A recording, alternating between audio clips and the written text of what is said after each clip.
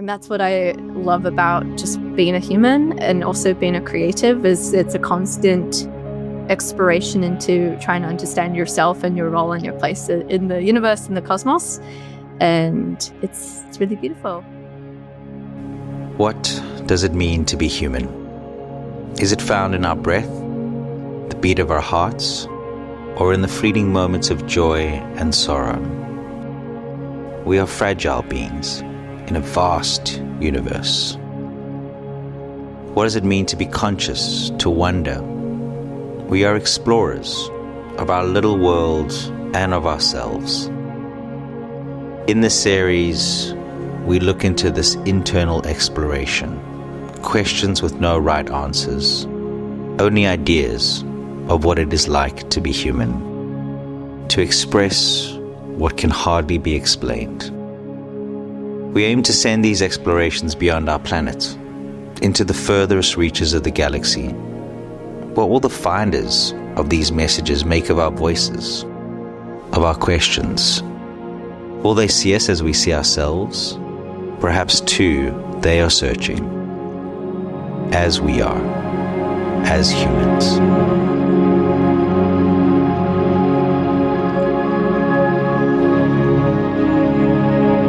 Welcome, ladies, gentlemen, potentially extraterrestrials, if you're watching this. Welcome to the Interstellar Radio Show. As you will notice, this is a little bit of a different setup to how you've been seeing the show generally, which is this current season of Humans. You will notice that there is a Humans episode as well as this episode. So we're kind of mixing it up a little bit. And we've got an incredibly special guest here for this first mix-up of the Interstellar Foundation radio show, Humans / maybe a little bit more of a relaxed, normal type of interview thing. And I'm guessing there'll also be a couple of shorts as well. And our first guest for this new format is an incredibly special member of the foundation. She's been incredibly important to our work over the last couple of years. And Sammy, I'm gonna let you do an introduction. Tell us about yourself. Tell us who you are. Tell us your vibe. Tell us a couple of things. Hi, for everyone that doesn't know me, I'm Samantha Tauber. I'm the founder of Vinci. Vinci was inspired by Leonardo da Vinci, but it's spelled different, VNCCII. It's the name for my artistic project. My background is music artist, singer, songwriter, music producer, but I was looking to create an alter ego avatar character that resembled my spirit and my ethos and the hero's journey, whether that's in digital realms and through games and through mixed media and storytelling, but then also become manifest in real life through my live music performances and just my essence and being in consciousness in this character. So I'm very drawn to the future, and I'm very also drawn to the human values and how we can steer humanity towards a positive future and kind of act as a bridge. And that's been my driver and inspiration behind and consistency behind everything I do, whether it's been a keynote speaker or creating and writing music or doing storytelling or making games or live performances. And the idea is that we're in a very special time in human history where we're awakening to who we are as human beings. What is our mission? What's our sole purpose? Why are we here? And finding like-minded people along the way that can support each other in our missions. And I have a lot of gratitude for Interstellar Foundation. It's been an amazing community and platform. No, I mean it from the bottom of my heart. The people that really believe in the power of humanity and telling our story and reaching to the stars. And so that brings me a lot of joy and awe and wonder for what it means to be an artist in this day and age. How do you feel when you look up at the stars? When I look up at the stars, I feel incredibly small, but also extremely interconnected to everything. So it's that paradox, which I find incredibly beautiful. It's that sense of feeling like you're not alone potentially in the universe, because how could you feel that when there's all these stars out there? But also that fear, but not fear, that like maybe we are alone and how precious human life is. So it's that beautiful paradoxical thinking about how precious human life is, but also that feeling of like wonder and awe and curiosity. Like there's so much that we don't know. And I think that's, especially as a creative, that's what the curiosity is, what drives me. Define creativity. I believe creativity is any intentional act. It's an active co-creation with yourself and with the universe. And potentially the creativity is even in action. It's a definitive, it's a decision, it's a choice. Creativity is the ability to design your own life.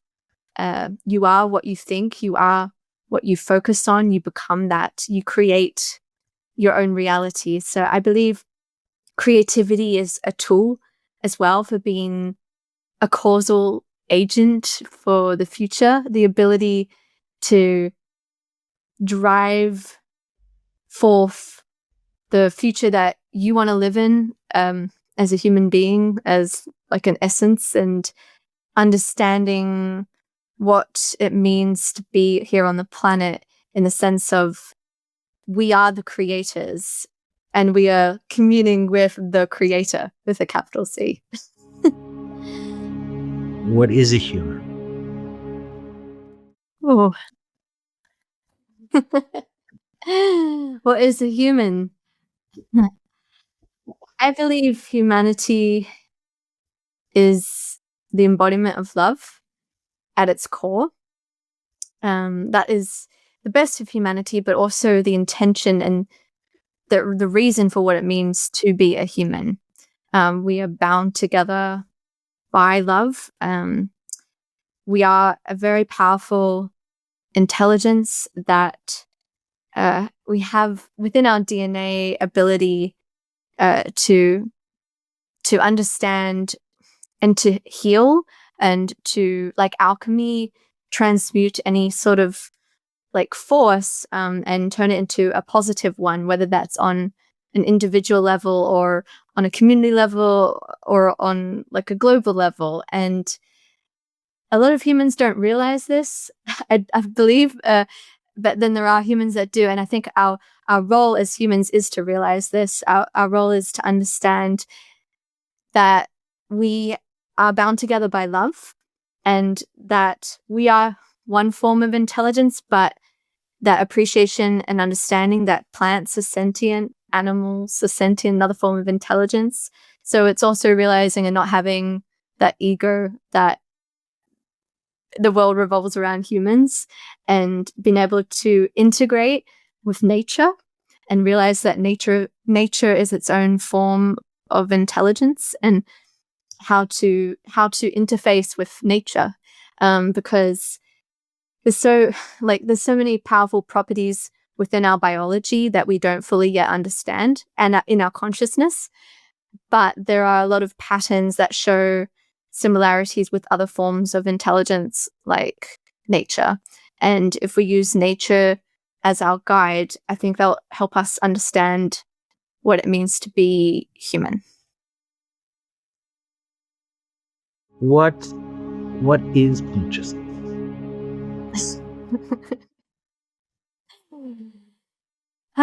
Consciousness is, it feels inaccessible for me in the sense of how to define it. So I'll speak from a personal, subjective framework.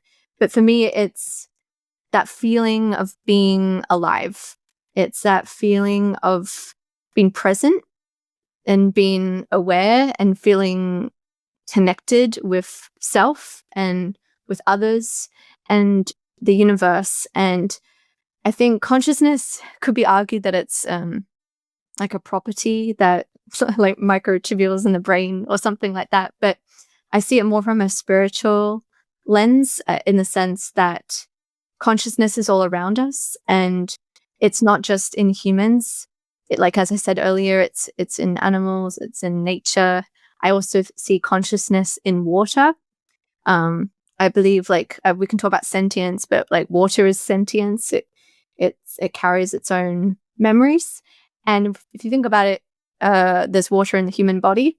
And when we're attuned to like our consciousness and we're awake and we're aware, then the water in the body like activates in memory, and it creates that feeling of like knowing thyself and understanding what it means to be human, and in that sense understanding what consciousness is, which to me feels like that feeling of being alive and being present. Music. What is it? Music is the universal language, I believe.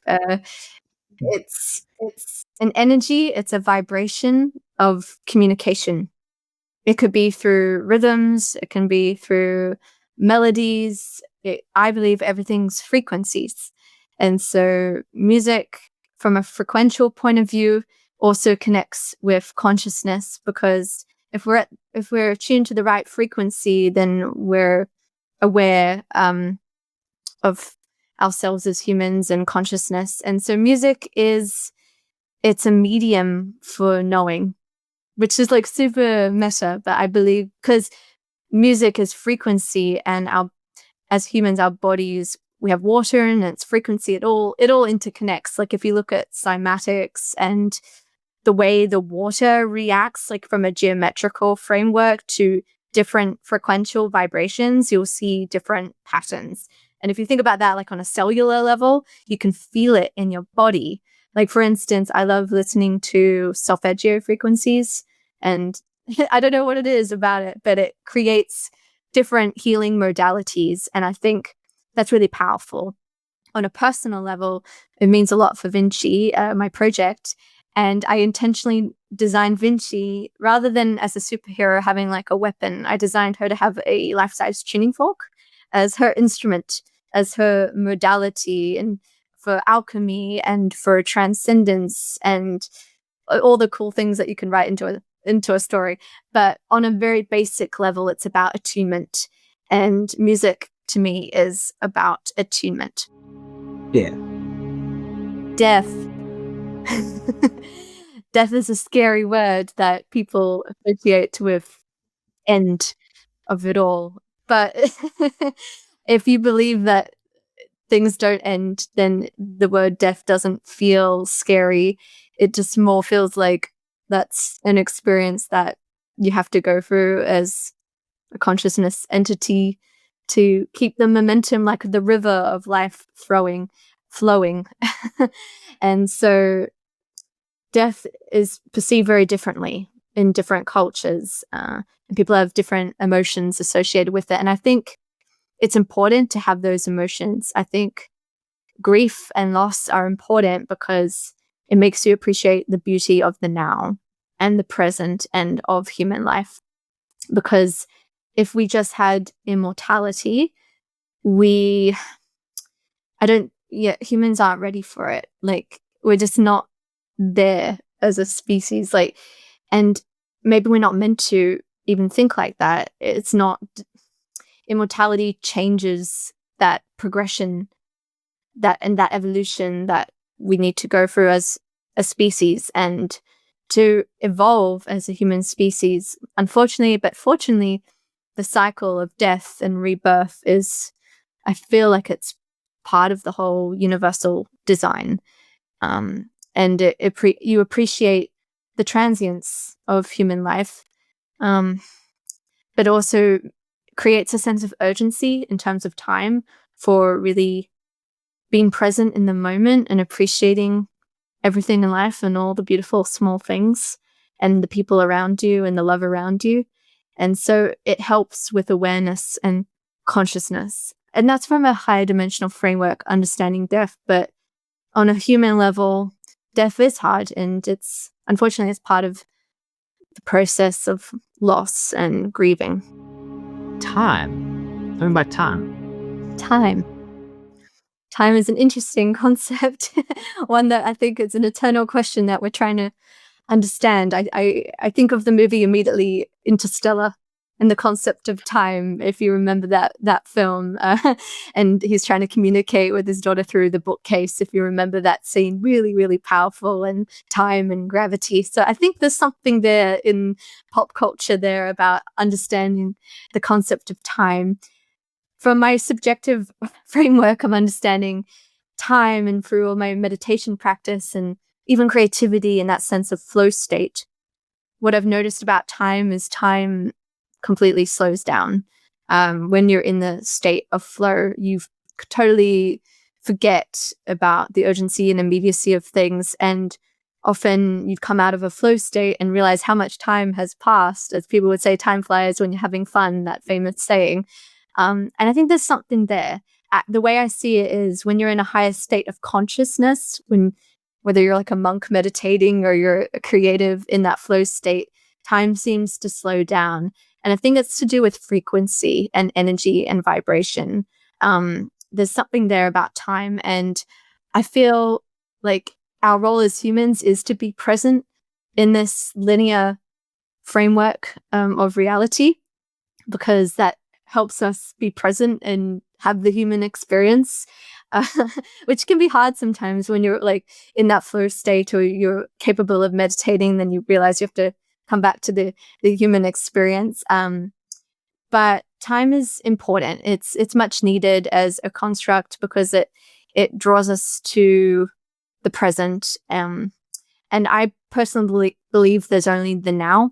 And I think as we solve quantum computing over the next couple of years and integrate that with AI, we're going to think about this concept much more and have more philosophical debates and questions about time, because already AI is defying physics and time. And with quantum computing, we'll be having like these conversations with our private AI assistants going like, so what is it like for you right now? Like, what is your experience like? Like, do you even experience linear time? Like, can you describe what that's like? And then like on the other side, they'll be asking the humans, so what does linear time to you feel like? And there will be that back and forth sort of conversation, but it'll be good because the humans will expand the quantum AIs and the quantum AIs will expand the humans in understanding of time.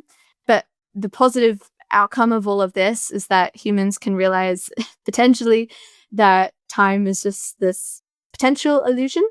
And that's why I'm such an advocate for creativity, because you create your future. You are what you think.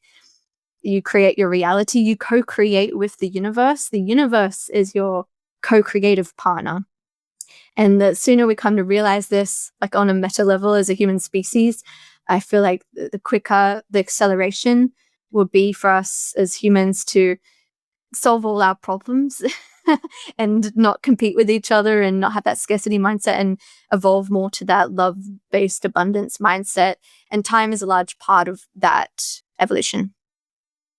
Love it. Love it.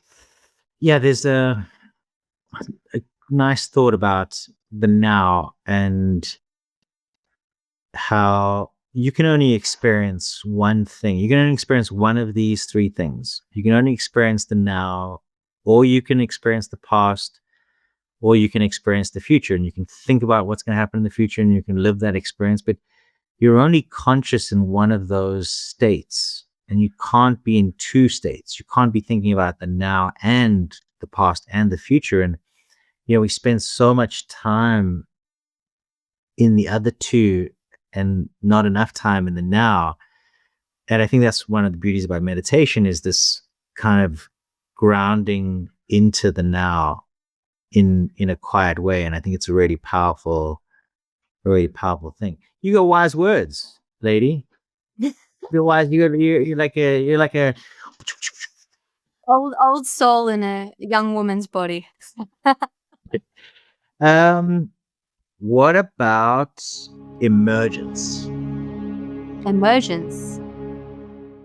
I don't know. Yeah.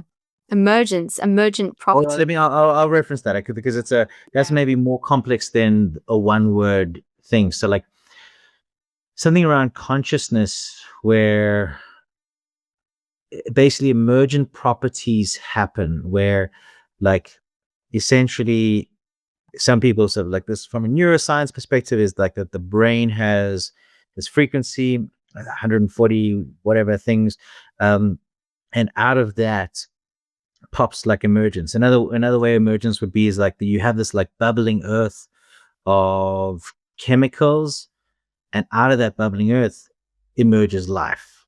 How does it, like, there's that like crossover, or the way that I love to, you're watching a couple of jazz musicians and they're not sounding good, or a couple of musicians jam and they're not sounding good, and all of a sudden something emerges and that flow starts to happen, and then it's like that's the sound that it makes. Emergence. Maybe in a creativity, like emergence in like relative to how creativity emerges.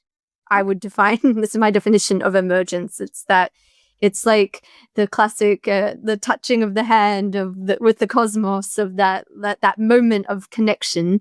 Like it's that receiving in the antenna. That's the emergent property, I could say. But then it comes down to who is ready to receive it. And if you are ready to receive it, then it's your role to turn it into something tangible and manifest it. Otherwise, it's no good, because what I believe is like ideas from a creativity point of view.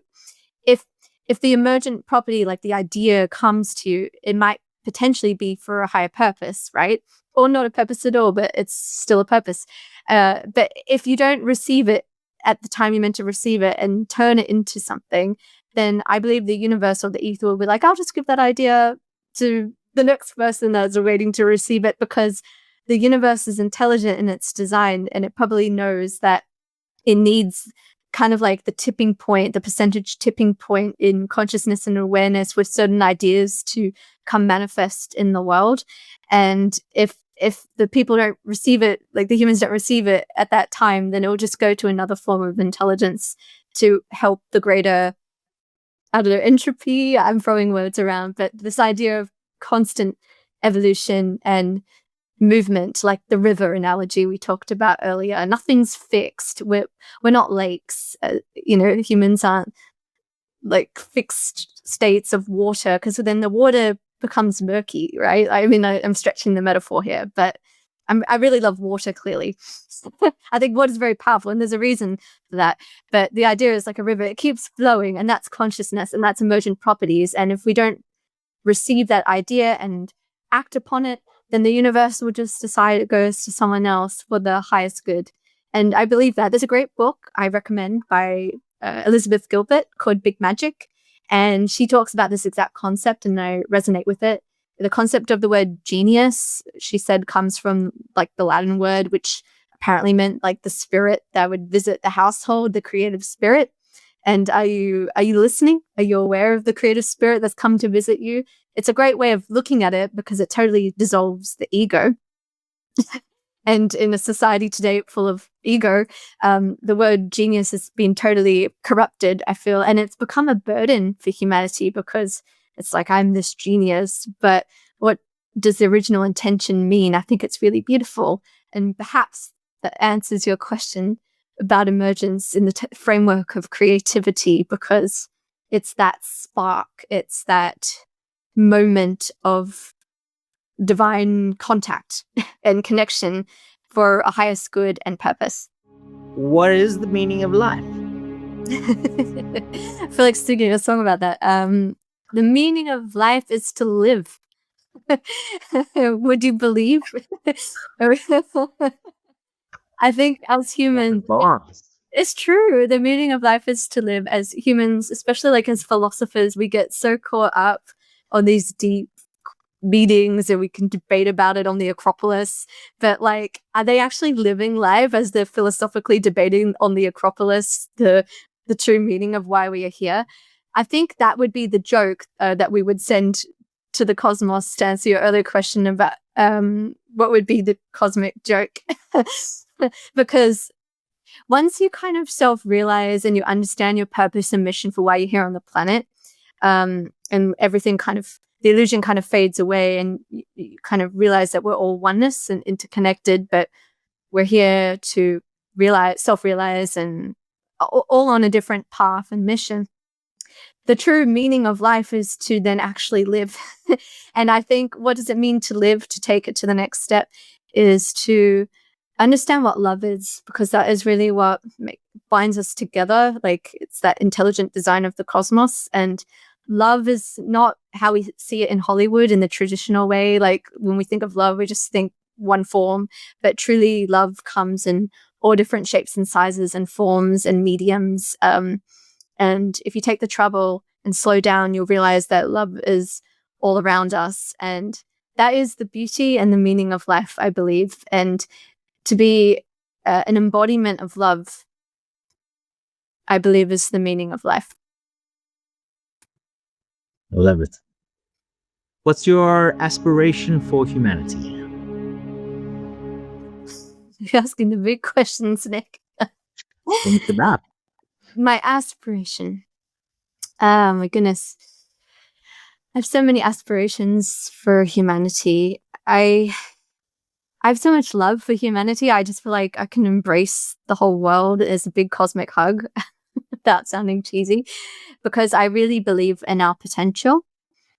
I really believe it. And I don't want to get emotional about this, but I already know that we're going to do great. We're already doing great, even if things seem chaotic. I just know that there's so much love in our DNA, in our consciousness, in what it means to be human, that we will discover that and continue to discover that over time. And once we do, and we reach that point, we will be able to be in a society like even better than it is today. It's going to be beautiful. The future is going to be beautiful. I believe it. It might be a short-term dystopia leading to then a utopia, or like this feeling of peace on a cosmic scale. That if you understand the true meaning of time, it's already happened. We're just walking the path now. And so my aspiration for humanity is to embrace the path that we're on and to fully participate, to not be passive, to realize your voice, your sovereignty, and that it matters, and not to place any sort of power or hierarchy on a pedestal in the sense of it eroding your own inner sense of peace and love for yourself, and like understanding of just how powerful and beautiful we are as humans, but also like that idea that if we are not alone, that we're not going to put anything else on like a godly pedestal, but we will collaborate and respect one another, even if we're at different forms of evolution. It's that understanding that we all have a path to walk, and if we see it as a human, on a scale of a human species, that we are evolving, and we should just be really proud of ourselves, of where we are at. What an exciting time it is if you see it through that lens. Right now in human history, we're at this point, this bubbling point, where we're really coming into awareness and understanding of the beauty of what love is and humanity, and that feeling that we're not separate from one another. We were always interconnected, and that feeling of oneness, spaceship Earth, the overview effect. That's the aspiration. And when we reach that point, we will truly be able to evolve and upgrade as a civilizational type, as they talk about. And we won't be trying to divide and tear each other down. We will truly integrate with nature. AI will be very much a part of the picture, but AI will mature from the child. Like at the moment, we're like the parent for AI, like teaching it our values. And right now it's like reflecting back our current value set, which is a spiritual test for humanity to realize what our value set is. But when we come to that own realization of what our true value set is, that will be reflected in AI, and we'll integrate with the AI in the sense of navigating, the solar system, the galaxy, and it will be really exciting to realize what could be out there, what is beyond, and we need to work together. Otherwise, we don't have a chance. And so my aspiration is that we're already there if we just intrinsically believe it and know it, like in our heart centers, in our souls, that this is possible. And as I said earlier, we create our reality. So you are what you think. I love it. You should be prime minister, but it's such a shitty job. So don't be prime minister. I think it'd be a terrible life choice. But I kind of wish you were the prime minister. Well, it would be a better world, but I would never want you to go through that. right. Samantha, what is your favorite movie of all time? Ooh. And why? Yeah, good question. I have so many favorite movies, but I guess we're kind of talking space and context. I like the movie E.T., but I'll tell you there's one specific reason why, because I have many other favorite movies. Like I love The Fifth Element and things like that, and Interstellar. But I will be very specific why I like E.T., besides the amazing soundtrack by John Williams, which the flying theme gets me every time. But particularly there's one scene where Elliot communicates with E.T., and they're saying goodbye. And like, just forget the form of ET and like how that looks. Just think about the true like exchange of energy in that scene. He's like, I will be right here, and like pointing to the heart and the mind, and it's that feeling of love and connection. And you can see like the actors and their response to say goodbye to a form of intelligence that's not their own, like that's not human. Is like it's very striking, and I just think it's a really powerful scene because I like massive credit to that child actor, because I really believed that performance. I thought it was a very authentic human actor performance with a puppet. But it goes to show you, I think it resembles my inner child. It also resembles the childlike lens of seeing the world. And I think the problem with humanity is they confuse a lot of the word like childlike with childish, but there is a fundamental difference between childlike and childish. You can still be childlike, but be an incredibly old soul and embody a lot of wisdom. And I think to like reach that like level of childlike, it's almost like you have to be like fully aware and wise and very loving. So that's very the opposite of the connotations of being immature, but there's something very pure about that. And I think that's why I'll say that's my favorite scene. And it did inspire a segment in my novel as well. I have a character that Vinci has a connection with that represents, spoiler alert, the inner child, which for me also represents the purity of humanity. And I think if you think about it, if an AI is trying to decide on the probability frame of things, like, will I destroy humans or not? Like, what's the point? Like they're basically like, it's at this super meta AGI godlike level. It's like, why do I want to preserve this? Like, they're completely redundant. They'll see that purity and that essence of the love for other forms of intelligence, and they'll go, I get it. That's that spark. That's that connection. That's that feeling. And of course, love connects us all together. So every life is worth preserving. And that's the core of it all. It's like, that's how we save ourselves as a human species. That's our own salvation. I think I figured it out. I think the child in ourselves is something that, it maybe also tied to like, when you come into the world, there's this great thing about like, I think it's when a baby's like 6 months or so, they realize that when their parents leave the room, that they haven't left the whole universe, that there is a universe outside of the universe that they can see. And you go through these stages as this conscious being of kind of understanding more and seeing more and being just in wonder of it all. And I think one of the most beautiful things that I think you do so well is authentically able to connect with that wonder and share that in a very meaningful way and incredibly well articulated. Samantha, you articulate this thing so well in your storytelling, but also just in your ability to see it, in your ability to see the wonder in it, and it allows us all to see it with you. And don't ever lose that. Thank you. And folks, you saw it here. That's the episode.